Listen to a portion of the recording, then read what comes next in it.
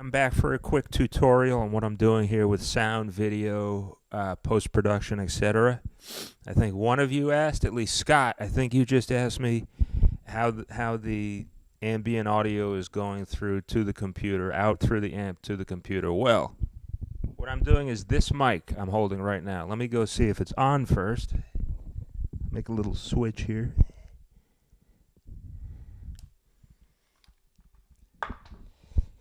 Anyhow, this is the Shure SM57, which I use as the ambient recording mic for the amp. I just have it down here, sitting on top a stack of books, and let me just say, taking into consideration some of the sound degradation, but that's okay. But anyhow, it's just receiving the ambient noise from the amp, and then it's going right into this video camera, and then I bounce it out of the video camera to a program called iMovie, and then out of iMovie to Final Cut, and then export out of Final Cut to YouTube. So that's the process. Very slow. I am soon going to get the machine for the hot seat that records directly to card, like I think Mike Gross is doing on his CVT lessons that I've become dependent on.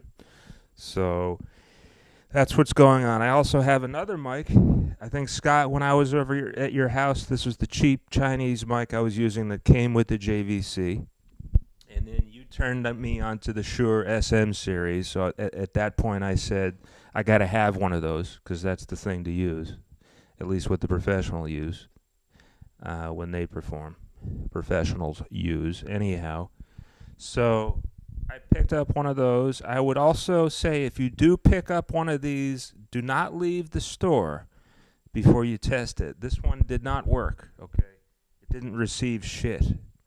It couldn't hear a sound, so I had to send it back to Shure, and they replaced it. Kindly of them to do that so fast. I think they did it within a day.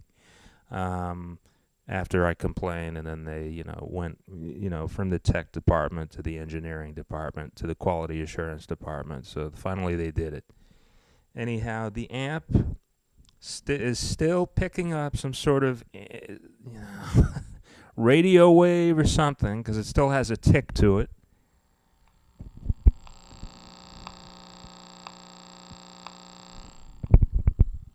So that is not a built-in metronome. The Fender Mustang does not come with this, a built-in tick-tock, tick-tock, tick-tock. So I think I want to open this thing up and see what's wrong. I've tried downloading the firmware, changing the settings on the Fuse software. I do want to mention that the Fuse software is nice to have because you've got access to everything on there. You can even integrate the wah effect into the amp and numerous other effects, as well as amps, amp cabinets. I don't really see the difference between amp cabinets and effects, but it is available. And then I got my stand here, which I'm reading music from. I write in tab only because it's numbers. I don't write in notes or anything like that. And then on the floor here, I got two effects, the Metal Zone MT2, which I use for the crunchy thing that I'm playing with all the time. I just did that on the little Judas Priest piece that I'm going to improve here in a minute. So that should explain most of your guys' questions about the audio here. I would like eventually to take these two mics that go to the camera and have them record, something I'm going to do on acoustic drums or on the drum machine and the guitar. And then, have two mics on the drum machine and acoustic drums, and then feed the guitar audio, obviously, from the amp into Final Cut directly through a digital cable. And I think I can get one of those. The problem is these amps don't really have outputs. They have an 1/8-inch stereo plug or jack called AUX, which is auxiliary, which is if you want to connect your iPhone to it through an adapter, of course. You got to go out and get another adapter.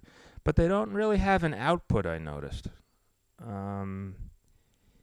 Maybe USB. I'm not quite sure. I'd have to read the instructions. So, but I hope that explains some of the questions you guys had about audio here. I'll be back with a little improvisation or improvement on some of the work I've been doing.